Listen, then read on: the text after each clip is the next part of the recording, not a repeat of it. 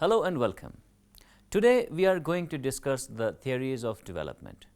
The main objectives of today's deliberation are to know the theories of development, to study the 8 stages as described by Erickson, to know the limitations of Erickson's theory, and to study its educational implications, to understand the Kohlberg's stages of moral development, and finally to know the criticism of Kohlberg's theory.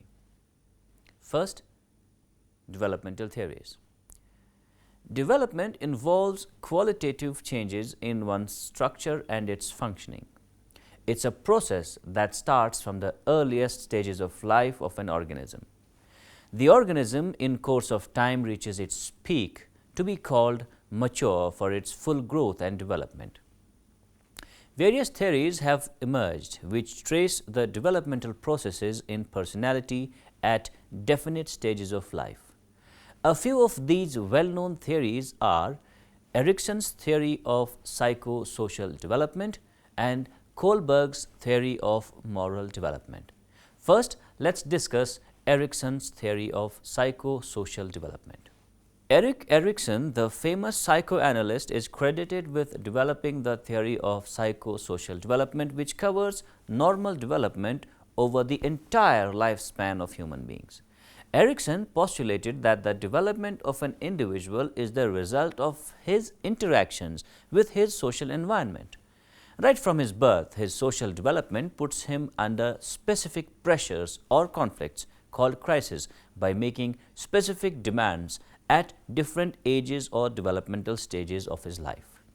The individual tries to meet these specific demands or resolve the crisis by reacting psychologically in his own way depending upon his circumstances. The complexity of the demands from society or social environment goes on increasing as the child advances on the ladder of growth and development.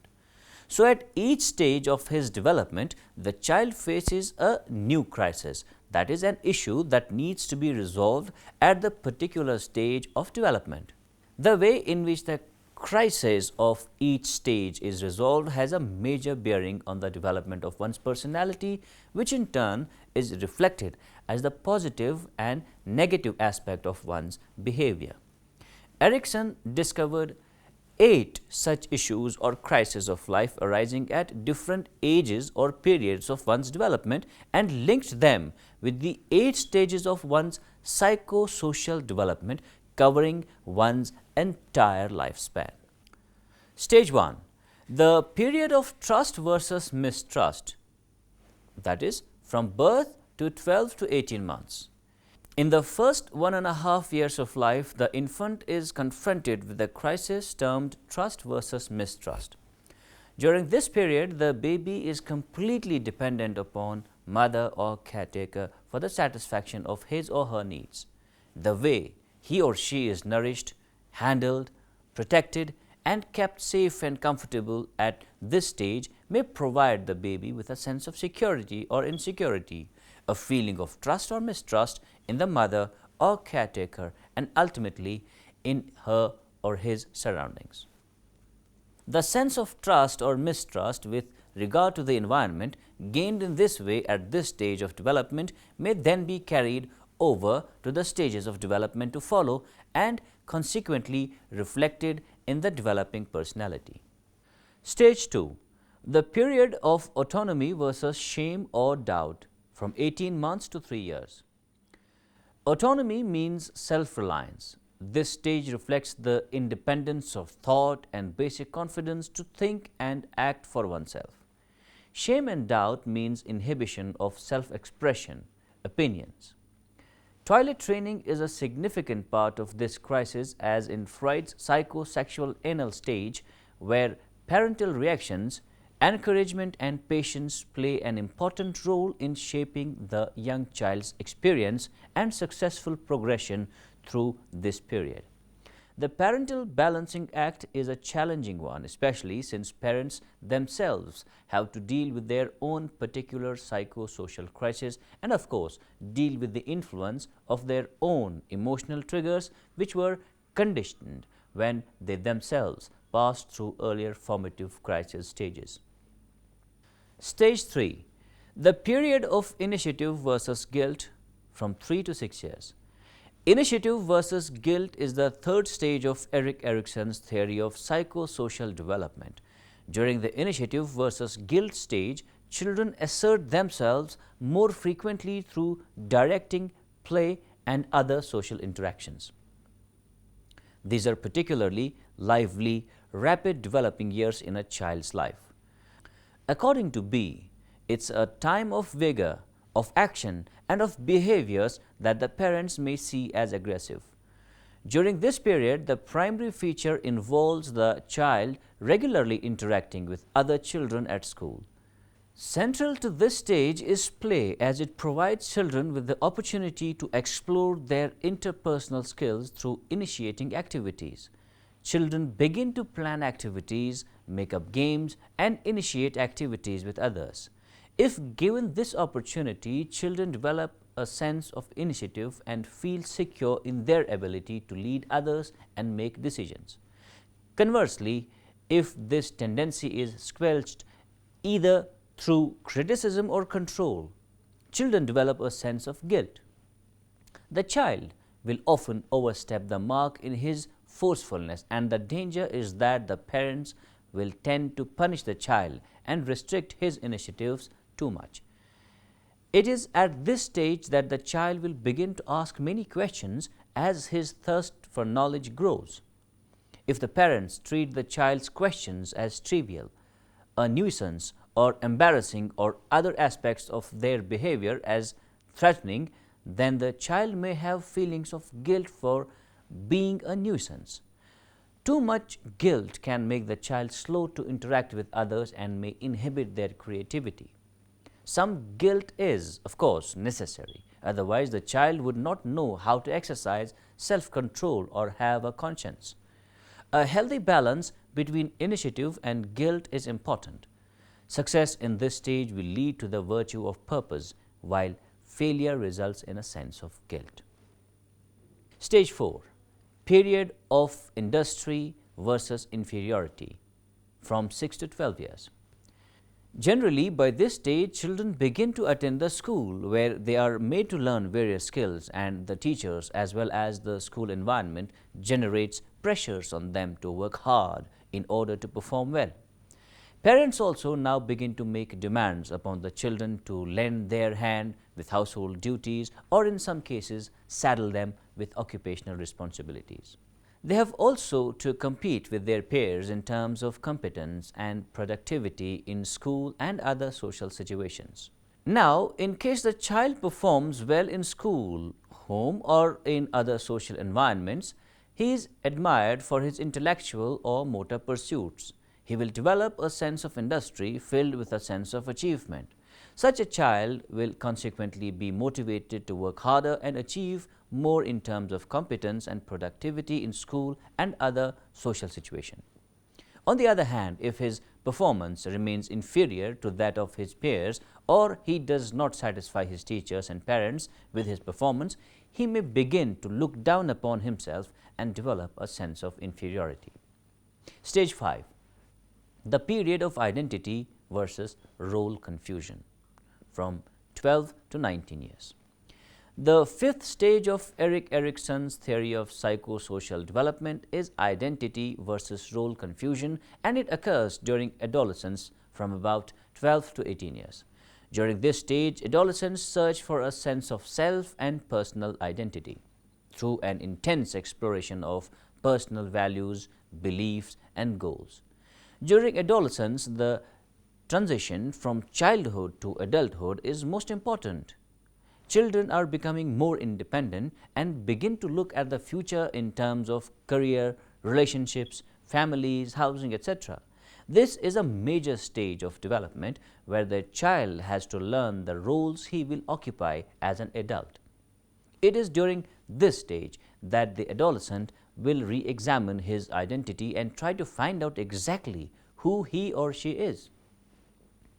Erickson suggests that two identities are involved, the sexual and the occupational. According to B, What should happen at the end of this stage is a reintegrated sense of self, of what one wants to do or be, and of one's appropriate sex role. During this stage, the body image of the adolescent changes. Erickson claims that the adolescent may feel uncomfortable about their body for a while until they can adapt and grow into the changes. Success in this stage will lead to the virtue of fidelity. Fidelity involves being able to commit oneself to others on the basis of accepting others, even when there may be ideological differences. During this period, they explore possibilities and begin to form their own identity based upon the outcome of their explorations. Failure to establish a sense of identity within society, that's I don't know what I want to be when I grow up, can lead to role confusion. Role confusion involves the individual not being sure about themselves or their place in society. In response to role confusion or identity crisis, an adolescent may begin to experiment with different lifestyles, for example, work, education, or political activities. Also, pressuring someone into an identity can result in rebellion in the form of establishing a negative identity and, in addition to this, feeling of unhappiness. Stage 6. The period of intimacy versus isolation from 20 to 45 years. This is the sixth stage of psychosocial development. During this stage, the individual tends to develop a sense of intimacy or commitment to a close relation with another person. Throwing the light on this aspect, Erickson writes, thus the young adult emerging from the search for and the insistence on identity is eager and willing to fuse his identity with that of others. He is ready for intimacy, that is, the capacity to commit himself to concrete affiliations and partnerships and to develop the ethical strength to abide by such commitments even though they may call for significant sacrifices and compromises. Thus, during this stage, the individual seeks to form close personal attachments by merging his identity with that of another person. The relationships develop into such a close involvement that he tends to risk even the loss of his ego or image, as is evidenced in the harmonious relationships between husband and wife and intimate friends, and in the ideal relationship between a teacher and his pupil. The intimacy is seen in sacrifices made for one's close friends or for members of one's family. The opposite of intimacy is isolation.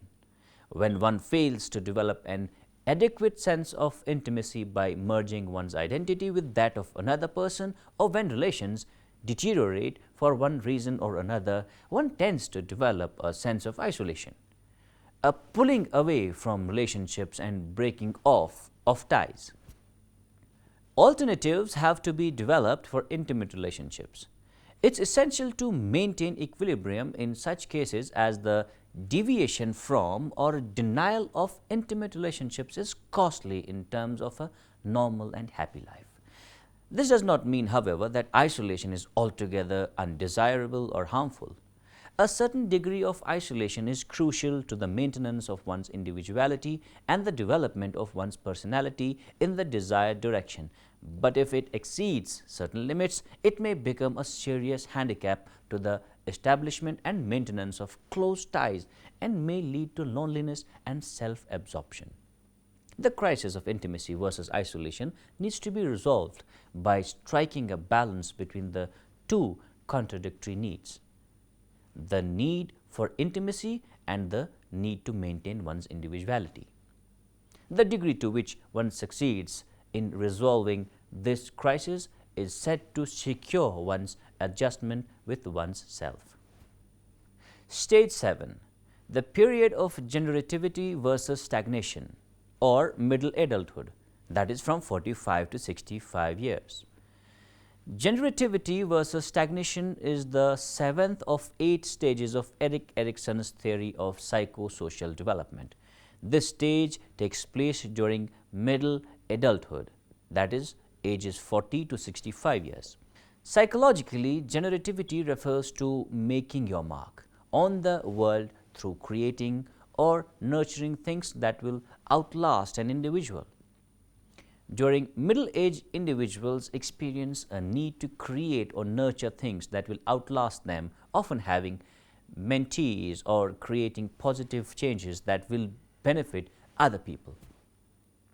We give back to society through raising our children, being productive at work, and becoming involved in community activities and organizations.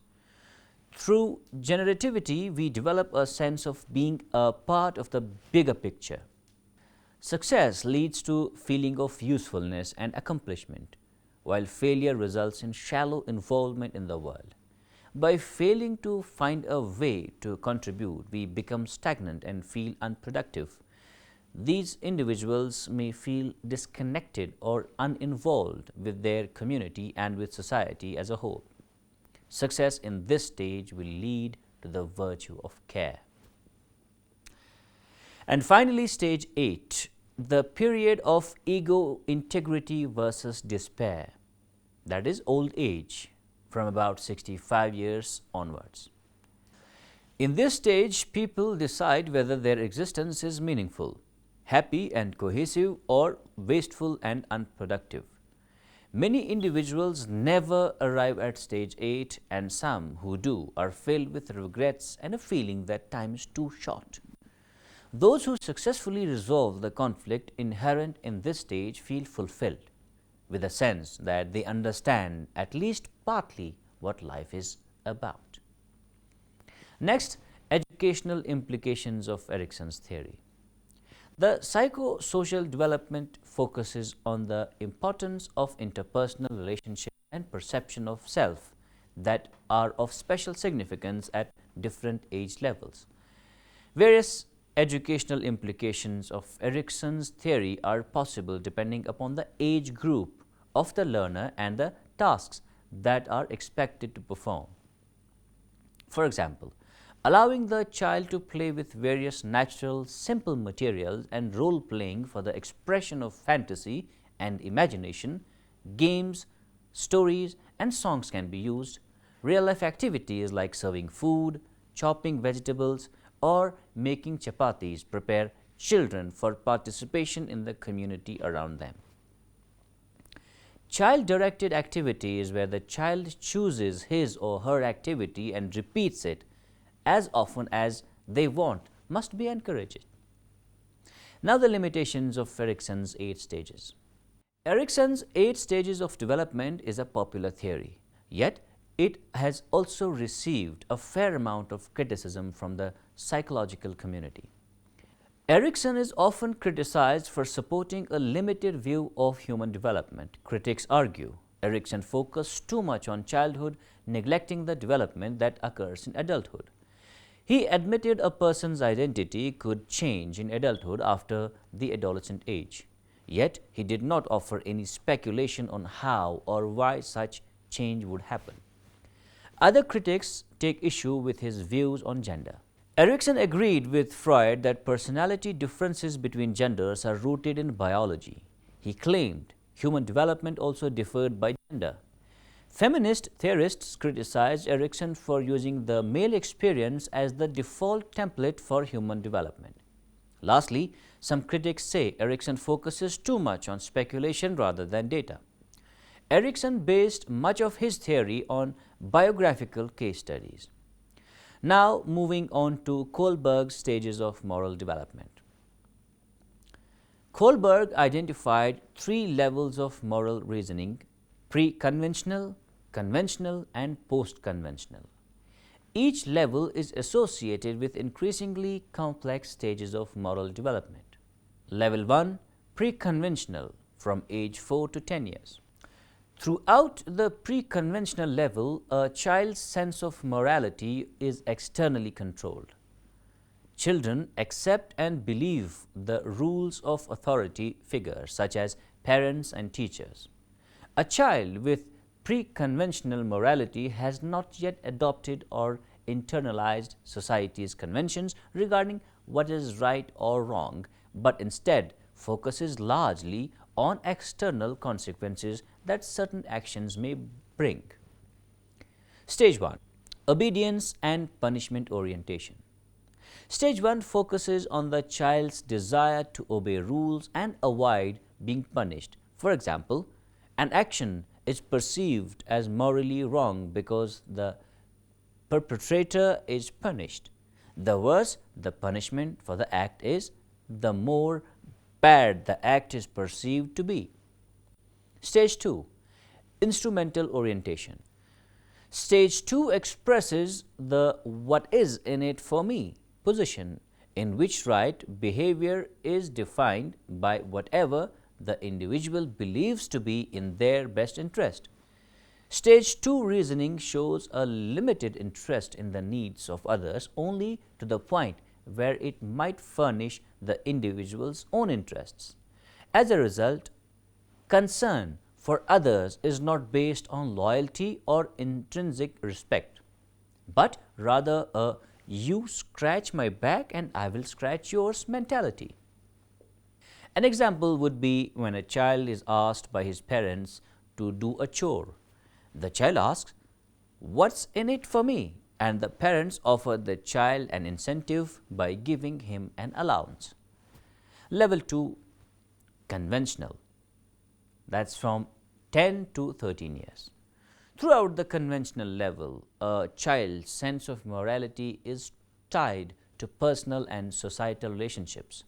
Children continue to accept the rules of authority figures, but this is now due to their belief that this is necessary to ensure positive relationships and societal order.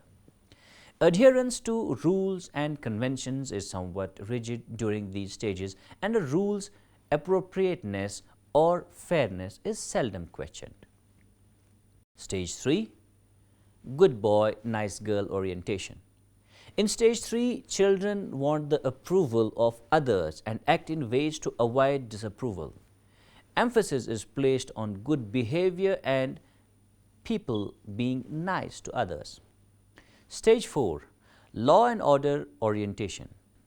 In stage 4, the child blindly accepts rules and conventions because of their importance in maintaining a functioning society. Rules are seen as being the same for everyone, and obeying rules by doing what one is supposed to do is seen as valuable and important. Moral reasoning in stage 4 is beyond the need for individual approval exhibited in stage 3. If one person violates a law, perhaps everyone would. Thus, there is an obligation and a duty to uphold laws and rules. Most active members of society remain at stage 4, where morality is still predominantly dictated by an outside force. Level 3. Post-conventional level, from age 13 or during late adulthood. Throughout the post-conventional level, a person's sense of morality is defined in terms of more abstract principles and values. People now believe that some laws are unjust and should be changed or eliminated. This level is marked by a growing realization that individuals are separate entities from society and that individuals may disobey rules inconsistent with their own principles. Post-conventional moralists live by their own ethical principles, principles that typically include such basic human rights as life, liberty, and justice, and view rules as useful but changeable mechanisms rather than absolute dictates that must be obeyed without question, because post-conventional individuals elevate their own moral evaluation of a situation over social conventions. Their behavior, especially at stage 6, can sometimes be confused with that of those at the pre-conventional level. Some theorists have speculated that many people may never reach this level of abstract moral reasoning.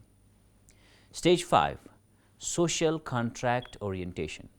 In stage 5, the world is viewed as holding different opinions, rights, and values. Such perspectives should be mutually respected as unique to each person or community.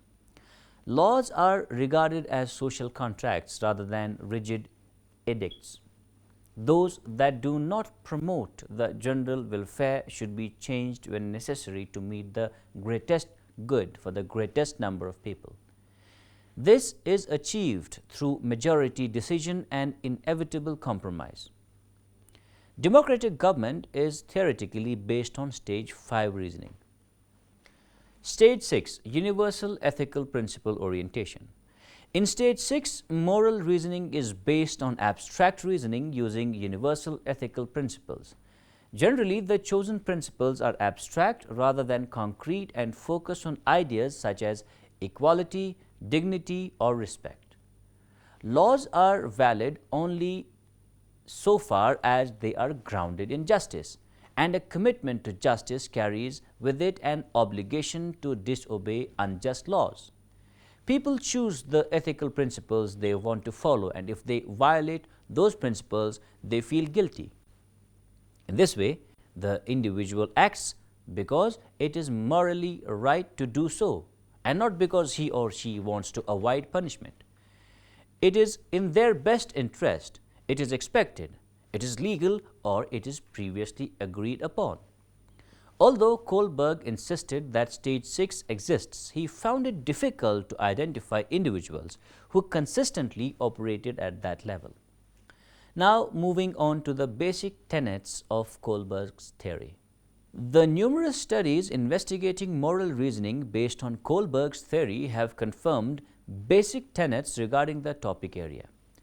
Cross-sectional data have shown that older individuals tend to use higher stages of moral reasoning when compared with younger individuals, while longitudinal studies report upward progression in accordance with Kohlberg's theoretical order of stages. In addition, studies have revealed that comprehension of the stages is cumulative. For example, if a person understands stage 3, he or she understands the lower stages but not necessarily the higher stages. And comprehension of higher stages is increasingly difficult. Moreover, age trends in moral development have received cross-cultural support. Lastly, data support the claim that every individual progresses through the same sequence of development. However, the rates of development vary. Now, critiques of Kohlberg's theory. Kohlberg has been criticized for his assertion that women seem to be deficient in their moral reasoning abilities when compared to men. Carol Gilligan, a research assistant of Kohlberg, criticized her former mentor's theory because it was based so narrowly on research using white upper-class men and boys. She argued that women are not deficient in their moral reasoning and instead proposed that males and females reason differently. Girls and women focus more on staying connected and maintaining interpersonal relationships. Kohlberg's theory has been criticized for emphasizing justice to the exclusion of other values, with the result that it may not adequately address the arguments of those who value other moral aspects of actions.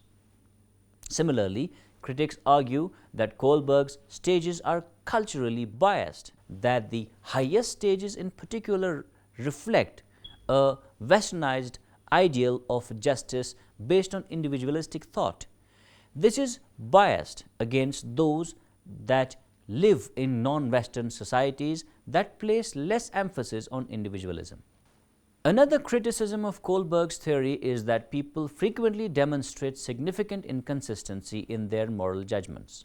This often occurs in moral dilemmas involving drinking and driving or business situations where participants have been shown to reason at a lower developmental stage, typically using more self-interest driven reasoning, that is stage 2, than authority and social order obedience driven reasoning, that is stage 4. Critics argue that Kohlberg's theory cannot account for such inconsistencies. Finally, the conclusion. One of the more comprehensive and enduring theories of psychosocial development was created by Erickson. He developed a map of human psychosocial development that covered the crises. He brings out 8 stages spread over the whole span of human life. These are trust versus mistrust, autonomy versus shame and doubt, initiative versus guilt, industry versus inferiority, identity versus role confusion, intimacy versus isolation, generativity versus stagnation, and ego integrity versus despair. Each of these stages is associated with a distinctive crisis of life faced by the individual at that particular stage. How well one will be developed and acquire positive or negative aspects of behavior depends upon the manner in which these crises of life are resolved by him. Lawrence Kohlberg, a psychologist belonging to the University of Harvard, is known for putting forward a theory of the development of moral judgment in the individual right from the years of early childhood. He has based his theory of moral development on the findings of his studies conducted on hundreds of children from different cultures. In his theory, he proposed 6 stages of moral development. In the first stage, children obey the rules taught and believe what society says is right. Avoiding punishment is a leading factor in their desire to obey authority. This has diminished by stage 2, where children can see that there are multiple points of view to the matter in question. They tend to reason according to their own self-interests, including bartering with others. In stage 3, people value a supportive community and therefore have the desire to be a good, helpful member.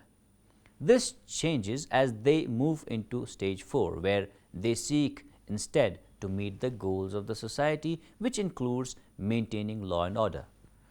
Throughout both stages, we see how young teens value the morals and ethics of the group of which they are a part. In stage 5, people evolve from the idea of being good into what would be the right thing to do. They seek to create morals and values for a good society instead of maintaining the society for the sake of doing so. They take these ideas one step further in stage 6, where they work to incorporate justice and creating a fair society for all. The theory received criticism from various researchers on several dimensions. This is all for today. Hope you have understood and enjoyed. Thank you for watching.